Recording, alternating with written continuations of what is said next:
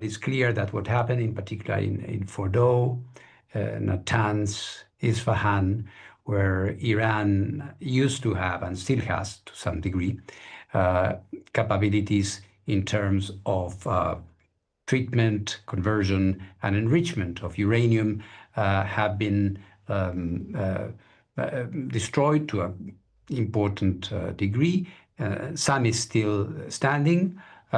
So there is, of course, an important setback in terms of those capabilities. There was roughly 400 kilograms, which is just under 900 pounds of highly enriched uranium before the attacks.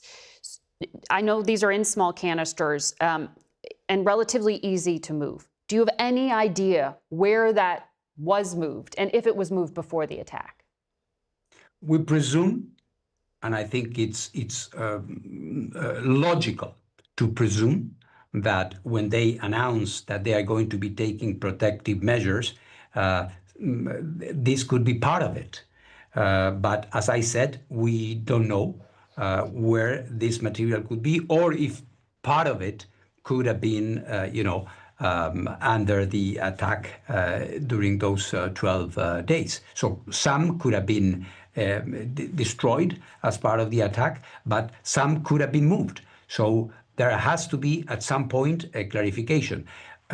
If we don't get that clarification, this will continue to be hanging, over our heads as a potential problem. So this is why I say it's so important, first of all, for Iran to allow our inspectors to continue their indispensable work as soon as possible. If we don't know where the highly enriched uranium is and cannot account for all the centrifuges, is there still a risk that they could be rushing towards a bomb? We don't want to be alarmists here, and I don't want to be part of a messaging that would be spreading, as I say, alarm.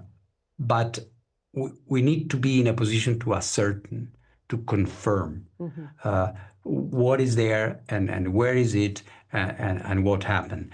Iran had a very vast, ambitious program, and part of it may still be there. And if not, there is also the self-evident truth that the knowledge is there. Yeah. The industrial capacity is there. Iran is a very sophisticated country in terms of nuclear technology, as is obvious. So you cannot disinvent this. You cannot undo the knowledge that you have or the capacities that you have. It's a huge country, isn't it?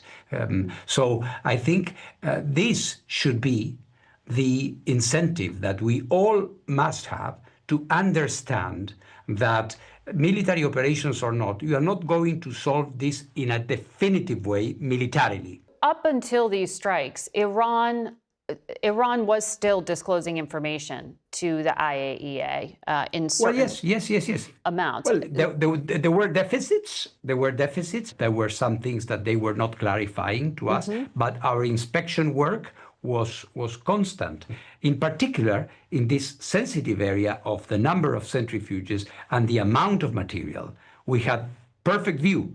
We didn't have view on other things that we wanted to have, but on this one, it was complete. It was comprehensive, and of course, at the moment, there is nothing. Well, Iran wasn't keeping its stockpile of enriched uranium secret. What do you think it was intended for, and did you see anything that suggested they were looking to weaponize?